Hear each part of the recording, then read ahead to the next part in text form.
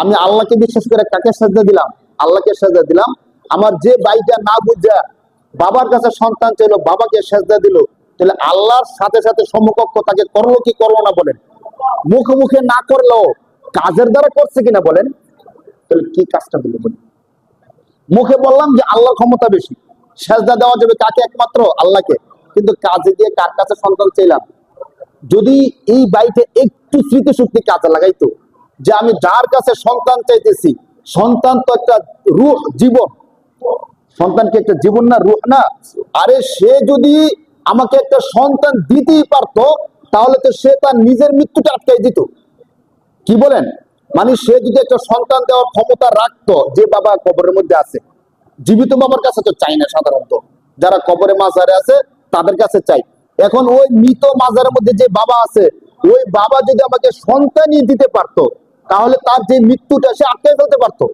আজরাইল তখন আসছে তাকে নেওয়ার জন্য, বলতো সাবধান, আল্লাহর সাথে আমার যে একটা সম্পর্ক আছে, আমাকে তুই নিবি না, কিয়ামতের আগ পর্যন্ত আমার রূহ তুই নিতে পারবি না। আমি আল্লাহর সাথে চুক্তি করছি, কিয়ামতের আগ পর্যন্ত আমি মরবো না। এবং করতে পারতো কি পারতো না বলেন? যে ব্যক্তি নিজের রূহটা আটকাইতে পারলো না, যে নিজের মৃত্যুটা ঠেকাইতে পারলো না, ওই ব্যক্তি আমাকে সন্তানটা কি করে দেয় বলেন? এমন তো বাবা আছে বাবারই সন্তান নাই, নিঃসন্তান বাবা। আপনি আমাদের দেশে যতগুলো মাজার আছে, মাজার গুলোর মধ্যে যাদের নাম দেওয়া আছে, ল্যাংটা বাবা, শাহ আলী বাবা, কেরামতি বাবা, এই বাবাদের লিস্টি করেন, দেখেন তাদের সন্তান কয়জন আছে। এমন অনেক বাবা সম্পর্কে আমরা জানি তাদের নিজেদের কি নাই, সন্তান নাই। যে বাবা নিজেরই সন্তান নাই, ওই বাবা আমার সন্তানটা কি করে দেয় বলেন? এটা একটা মূর্খতা বিষয় না বলেন?